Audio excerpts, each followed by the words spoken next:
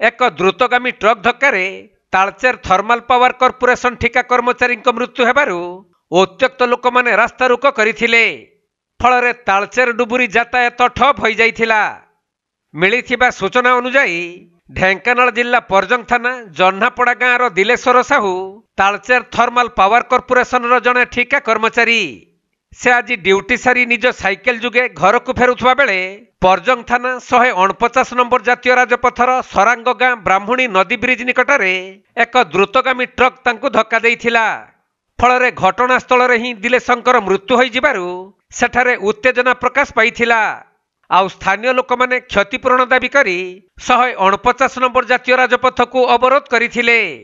फल तालचेर डुबुरी यातायात ठप हो जाइथिबार खबर पाई परजंग पुलिस घटनास्थल में पहुंची दुर्घटना घटाइथिबा ट्रक टी को जबत रखिबा सह उत्त्यक्त लोक मानकु बुझासुझा करी एहार तदंत चलाइछंती।